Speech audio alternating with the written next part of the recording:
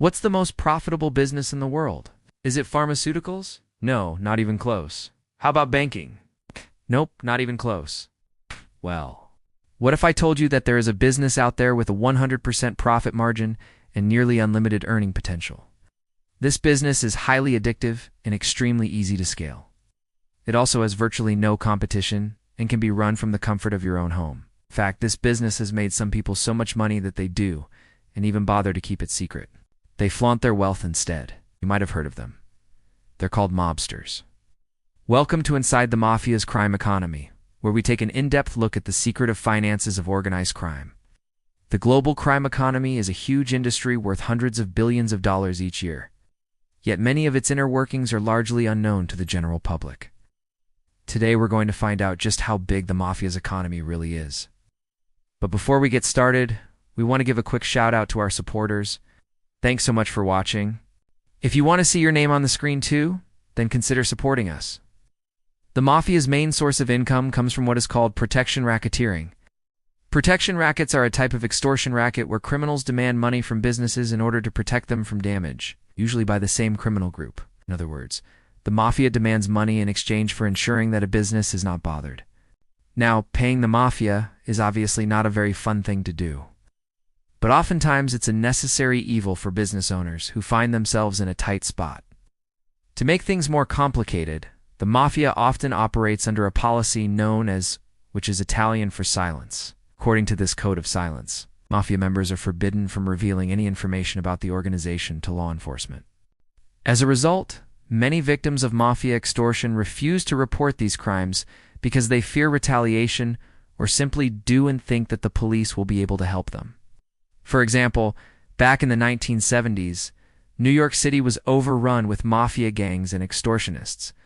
One day, two gangsters approached the owner of a small pizza shop and told him that he needed to pay them $1,000 per month, or else his store would be destroyed.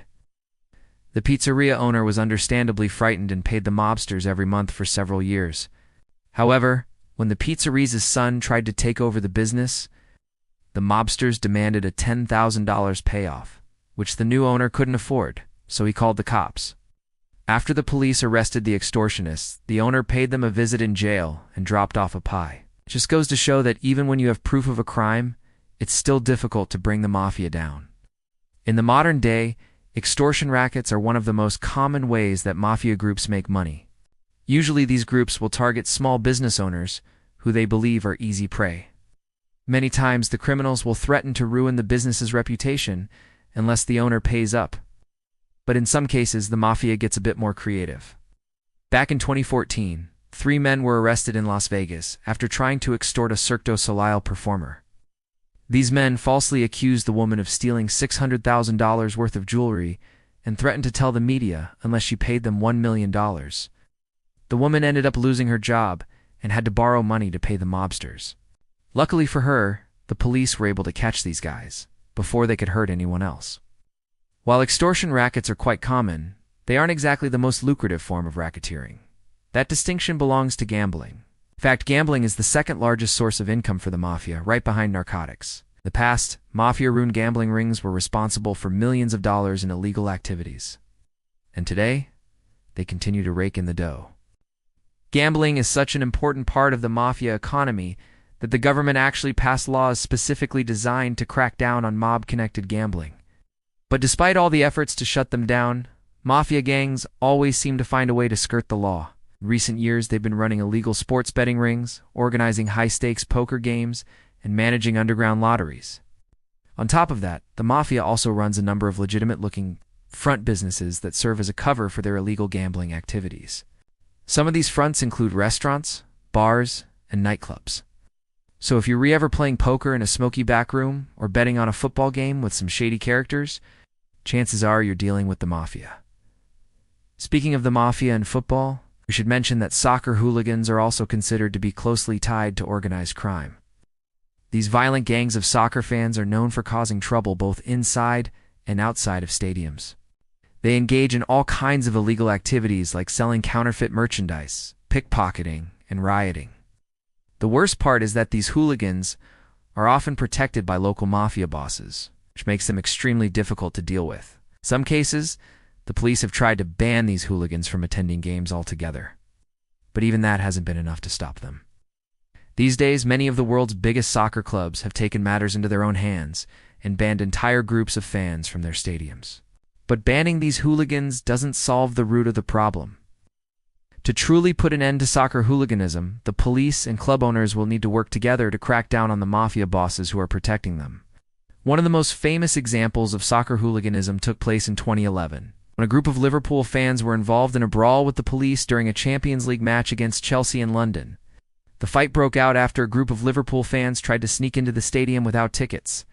When the police tried to stop them, the fans responded by throwing bottles and other objects. The situation quickly escalated, and soon dozens of fans were involved in the riot. In the end, 8 people were arrested and several police officers were injured. But while violence is certainly a big part of the Mafia's business, it's not the only thing they're involved in. These days, the Mafia has gotten into the high-tech world of cybercrime. That's right. Old-school gangsters are now using computers and the internet to commit crimes. And they're really good at it. In recent years, the Mafia has become one of the biggest players in the world of cybercrime.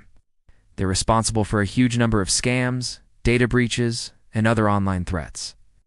In fact, it's estimated that the Mafia makes millions of dollars each year from cybercrime alone.